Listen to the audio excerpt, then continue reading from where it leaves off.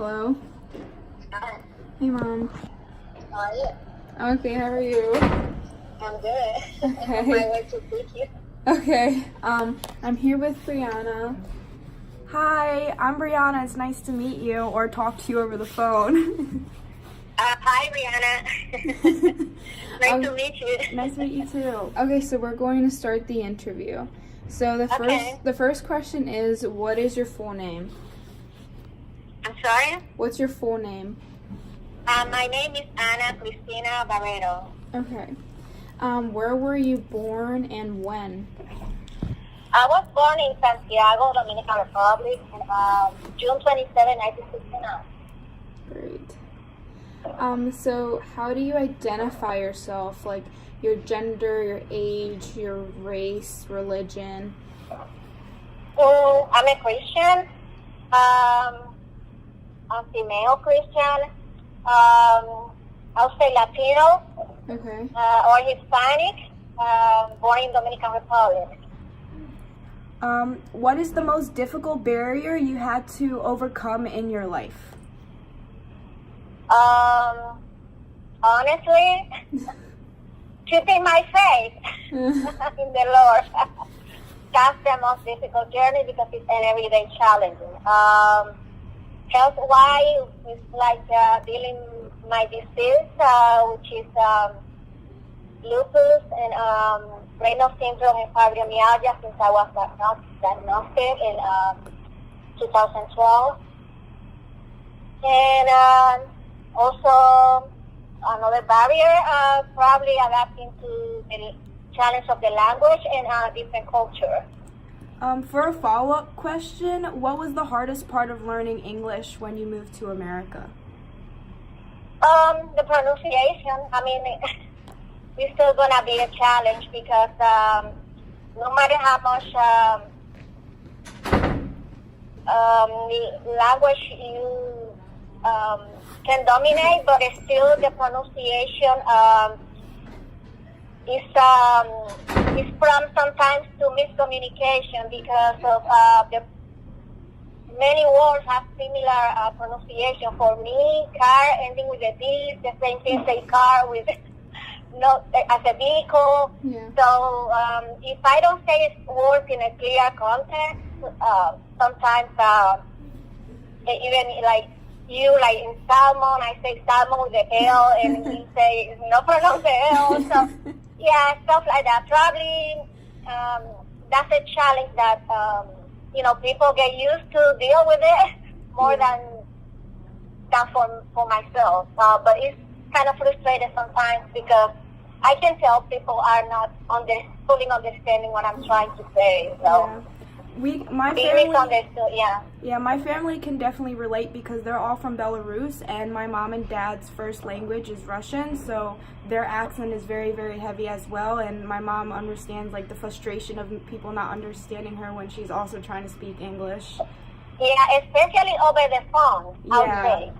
Yeah. Sometimes I have, like, some people are more kind than others because, let's be honest, even if you come from a different region, within the United States, there are other stronger accents that between them, it's different already.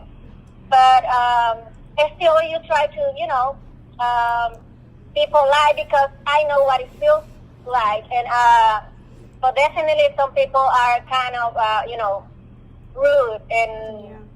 I don't understand why you find they don't even try. Or can you explain me with different words? Or So yes, especially when you know in your mind that you know the words. Probably if you'll be writing, you can be more fluent. But speaking is different. Yeah. Okay, so on to the next question. When you were growing up, what did you remember the most prevalent in your memory about the landscape of the Dominican Republic? Oh, the beach. The beach? Yeah. What about the coastline, yeah. What about like the city? Well, of course, part of the cities that you miss also, and tend to remember, like when I see mountains, we are surrounded by mountains too. But what I honestly miss the most is being able to go to the beach and the warm water. Not the warm weather per se, because, you know, if it's cold, you just wear the clothes, but I love the ocean, so I miss the beach and looking at the palm trees and that kind of stuff. And we'll go to the beach as frequent as we can, at least once or twice a month. That sounds So very nice.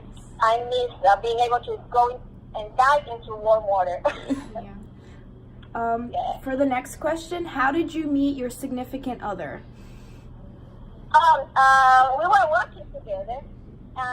So Stacy's dad, he was working with Citibank at that time from Puerto Rico and Dominican Republic doing some projects. I was working at Citibank myself. So we met through working together in a project. He stayed living in Dominican Republic, actually. Everything, like, you know, worked together, that he stayed there, and we lived there like for about 8 years or so, and then he decided he wanted to come back to the United States. So my story is a little bit different than probably other immigrants. I came because my husband, he was a U.S. citizen, and he decided he wanted to come back, so we just followed him.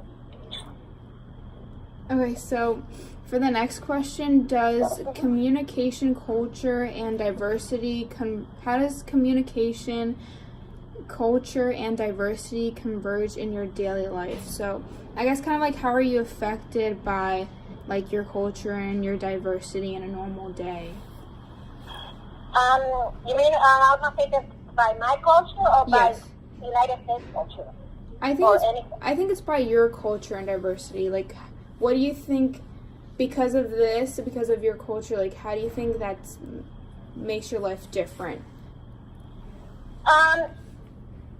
It makes my life no different. I'll say actually I'm more beneficial because I have more benefits than probably people that are from just one culture, because me coming here, then we can learn from other people and probably take all the positive things and keep embracing the importance of our roots, especially in the food.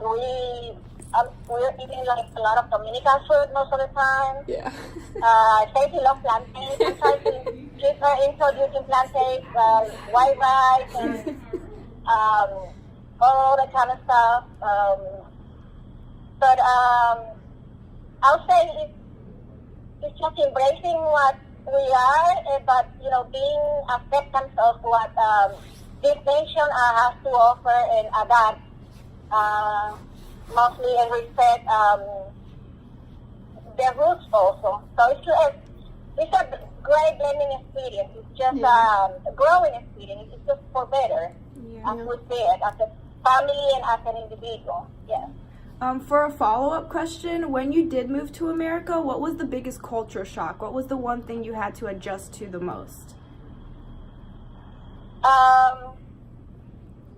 It's definitely we're more clean and organized. And you have to make a line for everything. And you cannot skip. Like over there, you just, you know, if that doesn't work, and people is so polite, and you just try to see if you can sneak or who can help you to get faster.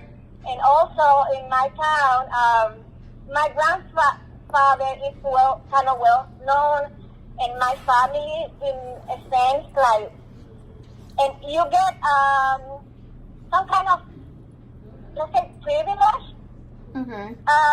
Because if you go to a place that they know who you are, they take care of you faster or better. And my sister is a doctor, so I don't have to deal, try to make appointments all the time and that kind of stuff. Or the medicine, like I just tell her, can you bring me this? And I don't have to have a receipt, to have a prescription to have it, or being checked up first.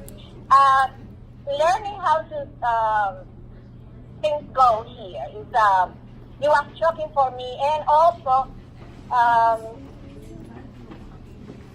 can be rude sometimes to people from other cultures.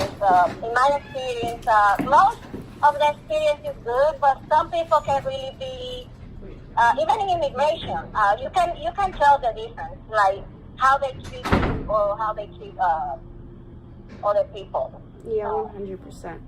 Well, I guess that goes with the next question. Have you ever been discriminated against? Yeah, as I say, well, not something as black and white is obvious, but of course you can tell. People look at this and like even like 2 years ago when I did to cast my vote for the election, Yeah. and our community where we live is mostly white. Yeah. So I was like the only Latino person in the whole line, and everybody was just looking at me like, and also when people look at you, they think you are illegal right away. Yeah. You know, or you are Mexican, and you to be considered Mexican is also in a negative concept, Right. because if you are illegal, you are Latino, you just illegal here, you're nobody. So I always, every time I can, I just, like I'm in the airport, and instead of using, like when I travel within the state, instead of using my driver's license, I have to use my passport, and I just throw my passport when you came in the United States.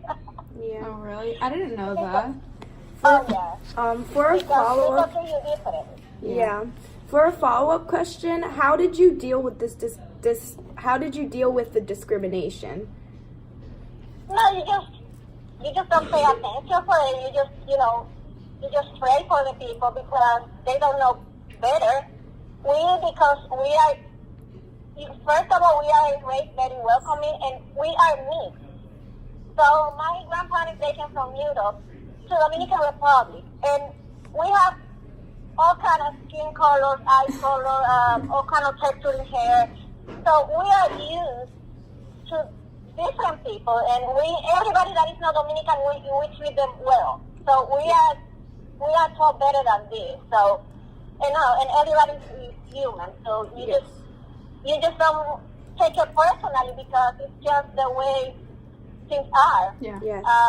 With some people. So it is what it is. I respect that a lot. No, thank you. Okay, so the last question is, what is the best and most memorable experience you had from college? The what? The best memory you have from college. Oh, the best memory that would be probably when I went to take art classes to Alto Quechabó, which is a specialized designer school, which is also in a town that is for artists. So it's like a replica of an Italian village in the Dominican Republic in an area that is called La Romana, which is very nice. Okay. And that was the best 3 months of my student life. And also, going to school and being able to go and not having to worry, like being, debt-free, no bills, not that kind of stuff. Yeah. Yeah. Uh-oh.